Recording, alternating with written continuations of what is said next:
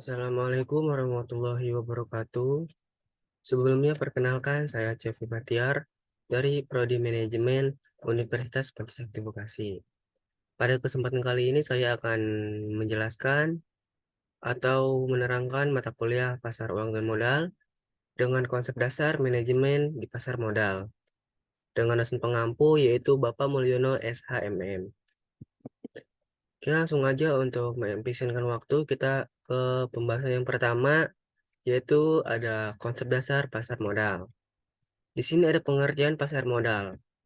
Jadi pasar modal adalah tempat pertemuan antara pihak yang mempunyai kelebihan dana investor dengan pihak yang memerlukan dana atau perusahaan dengan cara melakukan jual beli saham dan obligasi.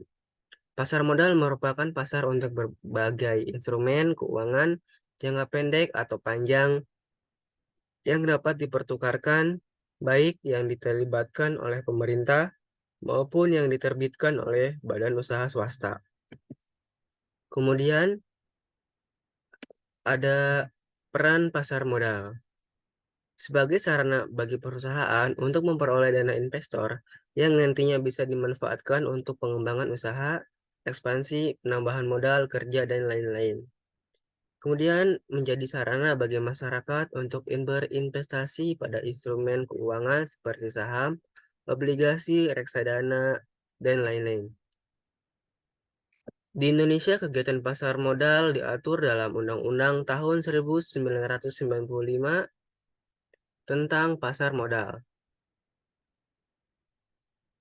yaitu di sini ada juga Otoritas Jasa Keuangan, yaitu lembaga negara yang berfungsi sebagai penyelenggara sistem pengaturan dan pengawasan yang terintegrasi terhadap keseluruhan kegiatan di dalam sektor jasa keuangan.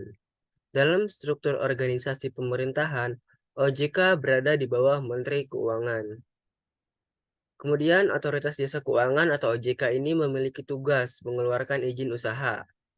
Yang pertama yaitu untuk bursa efek, yaitu pihak yang menyediakan sistem untuk mempertemukan penawaran dan permintaan efek pihak lain dengan tujuan memperdagangkan efek.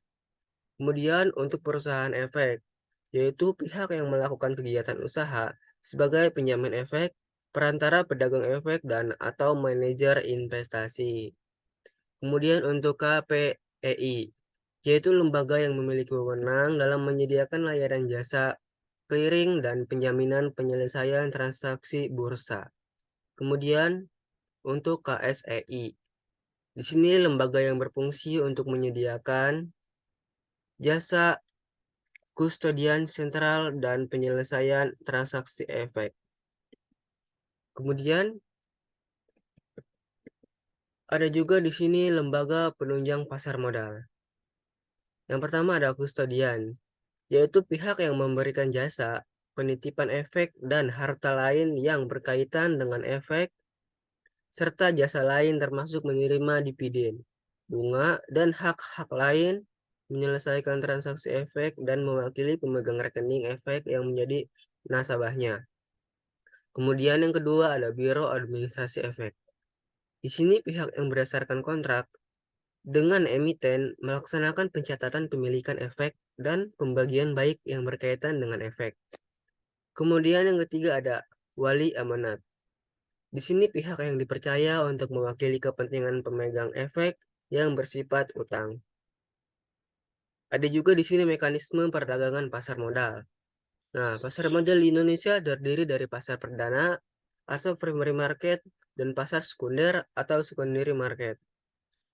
Di sini pasar perdana yaitu dalam pasar perdana, emiten pertama kali menawarkan sekuritas kepada para investor dengan menggunakan jasa penjamin emisi efek dan penjamin emisi efek dan penjamin emisi menunjuk beberapa agen penjual untuk menjangkau investor yang tersebar di seluruh negeri. Kemudian ada juga pasar sekunder. Di pasar sekunder ini, sekuritas yang telah ada dibeli atau dijual antar investor dan harga dibentuk oleh investor melalui perantara efek. Kemudian di sini ada indeks harga, yaitu indeks harga saham atau stock price index merupakan informasi mengenai kinerja pasar saham. Indeks harga saham menjadi indikator yang menunjukkan kinerja saham-saham di pasar atau indikator penggerakan harga saham. Di sini ada juga indeks harga saham gabungan. Jadi, indeks harga saham gabungan ini atau disebut dengan IHSG atau Composite Stock Price Index menggunakan seluruh saham tercatat sebagai komponen penghitungan indeks. Kemudian ada indeks LK45. Terdiri dari 45 saham di BEI dengan likuiditas yang tinggi dan kapitalisasi pasar yang besar, serta lolos seleksi menurut beberapa kriteria pemilihan. Kemudian ada indeks Kompas 100, yaitu memiliki prinsip yang sama dengan LQ45, yaitu terkait dengan isu likuiditas saham. Dalam hal ini, yang dipakai sebagai dasar perhitungan indeks adalah 100% saham teraktif. Kemudian ada juga indeks sektoral. Indeks sektoral ini menggunakan semua saham yang termasuk dalam masing-masing sektor. Kemudian Jakarta Islamic Index. Di sini terdiri dari 30 jenis saham yang dipilih dari saham yang sesuai dengan syariah Islam dan termasuk saham yang liquid. Kemudian ada indeks papan utama dan indeks papan pengembangan. Di sini kedua indeks ini dikeluarkan oleh BEJ untuk menyediakan indikator dalam memantau perkembangan saham-saham yang masuk dalam masing-masing papan pencatatan. Kemudian di sini juga ada perilaku investor di pasar modal. Perilaku investor adalah tindakan yang dilakukan investor dalam membeli, menahan, dan menjual saham pada saat tertentu di bursa efek. Investor ini mempertimbangkan berbagai sumber informasi dari sektor fundamental dan teknikal yang berpengaruh untuk pengembalian keputusan investasi. Kemudian faktor fundamental merupakan faktor yang berkaitan langsung dengan kinerja emiten itu sendiri. Dan faktor teknikal ini merupakan faktor yang berdasarkan diri pada pola-pola pergerakan harga saham dari waktu ke waktu. Di sini ada juga dasar keputusan investasi. Yang pertama ada return atau tingkat keuntungan investasi. Pada umumnya investor menuntut tingkat return tertentu atas dana yang telah diinvestasikan. Return yang diharapkan investor dari investasi yang dilakukan adalah kompensasi atas biaya, kesempatan dan resiko penurunan daya beli akibat adanya pengaruh investasi. Kemudian ada resiko. Di sini resiko ini dapat diartikan sebagai kemungkinan return aktual yang berbeda dengan return yang diharapkan. Kemudian hubungan tingkat resiko dan return yang diharapkan. Hubungan antara resiko dan return yang diharapkan merupakan hubungan yang bersifat searah dan linear. Artinya, semakin besar resiko suatu aset, semakin besar pula return yang diharapkan atas aset tersebut. Demikian sebaliknya. Kemudian ada proses keputusan investasi. Di sini ada juga penentuan tujuan investasi, penentuan kebijakan investasi, dan pemilihan strategi portofolio. Selanjutnya ada juga di sini ada teori agensi. Teori agensi ini adalah teori yang memiliki prinsip adanya hubungan kinerja antara pihak yang memberi wewenang, yaitu pemilik atau pemegang saham, kreditor, serta investor dengan pihak yang menerima wewenang agen, yaitu manajemen perusahaan. Dalam bentuk kontrak kerjasama, teori agensi memiliki asumsi bahwa tiap-tiap individu semata-mata termotivasi oleh kepentingan dirinya sendiri.